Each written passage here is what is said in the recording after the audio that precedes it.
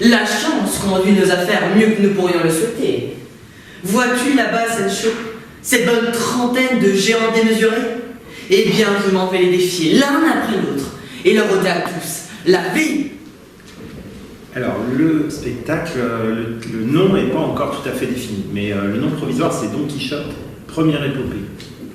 Quand avez-vous commencé? Les répétitions? Oui. Alors, on a commencé en octobre. Quand allez-vous le montrer devant les parents? Donc, le spectacle va être joué pour différents publics, mais on va jouer du 1er au 6 juin. Et l'après-midi et le soir. L'après-midi, ça va être pour les primaires et aussi pour les gens de la maison de retraite qui est à côté du lycée. Et le soir, ça sera tout public, donc à la fois pour les parents, les familles et puis vous. Des géants? Où ça? Eh bien, là, devant toi, avec ses grands bras, dont certains mesurent presque 2 lieues. Donc c'est un travail sur Don Quichotte. Don Quichotte, c'est toujours la question avec Don Quichotte, c'est tout de suite on imagine quelqu'un qui est fou, qui est pris de folie. Et c'est justement cette folie en fait qu'on essaye de questionner. C'est assez à la fois évident et un peu banal de dire oui, c'est un personnage qui est fou, qui commence à voir des géants à la place des moulins. Il sort dans la campagne, il voit un troupeau de moutons, mais lui, en fait, il voit à la place du troupeau de moutons, il voit des chevaliers, il voit une armée. Allons donc, monsieur. Ce qu'on voit là-bas, ce ne sont pas des géants, mais des moulins. Et ce que vous prenez pour leurs bras, ce sont leurs ailes qui font tourner la meule quand le vent les pousse.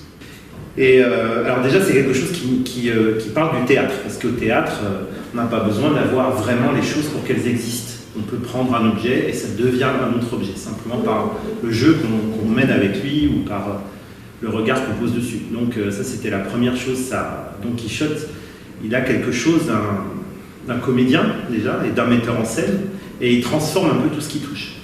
On voit bien que tu ne connais rien en matière d'aventure. Ce sont des géants. Et si tu as peur, ôte-toi de là et dis une prière.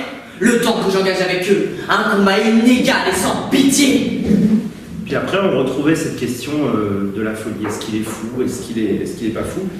Et en lisant précisément le premier volume, alors c'est vraiment sur le premier volume qu'on travaille, c'est pour ça que ça s'appelle Première épopée, parce qu'il y en a encore un deuxième. Il ressort dans ses aventures pour un long périple dans le deuxième tome. En travaillant sur le premier volume, on s'aperçoit que progressivement, tout le monde va rentrer dans le jeu. Au départ, Don Quichotte est simplement quelqu'un qui déraille, et puis petit à petit, tout le monde autour de lui va commencer à jouer un rôle d'enchanteur, il y a des sorciers, rôle de princesse, il y a une fille qui est là et hop, qui décide de devenir une princesse, qui lui invente une histoire de princesse pour le ramener à la raison. Et c'est complètement fou et intéressant parce que du coup, pour ramener Don Quichotte à la raison, tout le monde va devenir comédien. Vous êtes plusieurs royaumes. Je t'en donnerai un. Et tu seras couronné roi. Et en fait, ce Don Quichotte qui vient vraiment d'une autre planète, bah, c'est pas lui qui va être obligé de s'adapter à la société dans laquelle il vit, mais c'est le monde autour de lui qui va se mettre à changer, juste l'espace d'un instant, d'un voyage. Et finalement, chacun se trouve confronté à un personnage. Ça nous dit beaucoup de choses sur le théâtre, sur l'époque, sur la poésie, voilà, et sur ce rôle qu'on joue dans la vie, dans la société. C'est un peu ça.